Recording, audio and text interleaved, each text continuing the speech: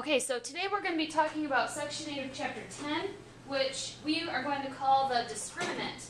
And please feel free to watch this video again or pause it in case you need to take notes. So the discriminant is a quick way to decide if a quadratic function will have 1, 2, or no x-intercepts. And the formula for the discriminant is b squared minus 4ac. So essentially, the b squared, the 4, well, the b squared, the a, and the c are all coming from your quadratic function, who in standard form you write ax squared plus bx plus c. So the a comes from right here, there's your a. The b comes from right there, there's your b, and the c is right here. So you match up the numbers, you figure it out, and you get your answers. Now, when you're talking about one x-intercept, or two x-intercepts, when you have two x-intercepts, the discriminant will have a positive answer. And we will get into that in the next section when we talk about the quadratic formula.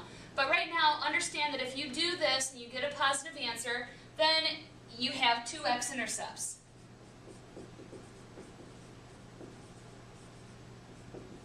Now, if your parabola has just one x-intercept, something like where the graph looks like this, one x-intercept versus 2, then your b squared minus 4ac will equal 0.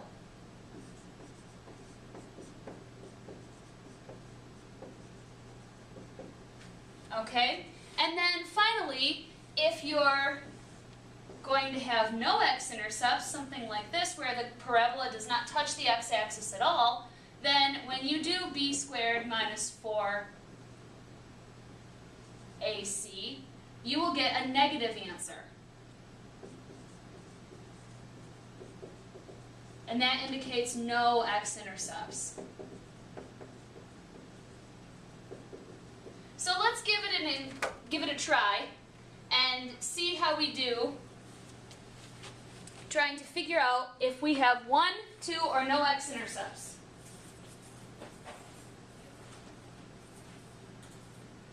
So let's try this example. It says x squared plus 4x plus 6. First thing that we like to do is we like to pick out the a and the b and the c. So in this case we have, well, the number in front of the x squared, that's our a, and in this case it's 1, so a equals 1. The b is the number in front of the x, that's 4. And the c, that's the number without a variable, that's 6. So we quickly go b squared minus 4ac. Well, in this case, the b squared, that's 4 squared, minus 4 times, when they're next to each other, that means multiply, 1 times 6. Well, 4 squared is 16, minus 4 times 1 times 6 is 24. And when you subtract 16 minus 24, you don't actually have to get an answer. You just have to see that 16 minus 24 is going to give you some negative answer. I don't even need a calculator because I see that 24 is bigger, so when you subtract, you get a negative answer. So we're working in this category right here where we have no x-intercepts.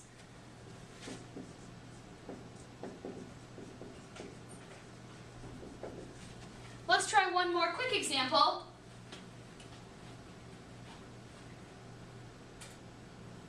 Negative 3x squared plus 5. So again, the first thing that I do is try and figure out what my a, b, and c are. Well, in this case, the a is always attached to the x squared. In this case, a is negative 3. The b is the one that's attached to the x, and in this case, we don't have that. So what we do is, since there's not an x, just an x, or an x with a number in front of it, then we go ahead and put 0 for b. And then the c is the number that's by itself with no variables, and that, in this case, it's 5. So very quickly, we would say b squared, which is 0 squared, minus 4 times negative 3 times 5. 0 squared is 0, right, everybody?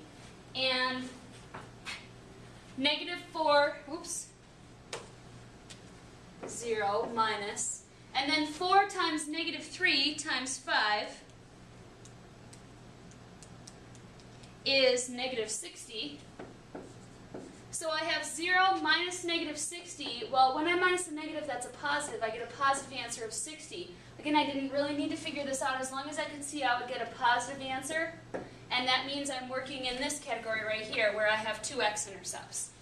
So the discriminant just gives you a quick way to decide how many x-intercepts you have. Please feel free to watch this video again if you need to.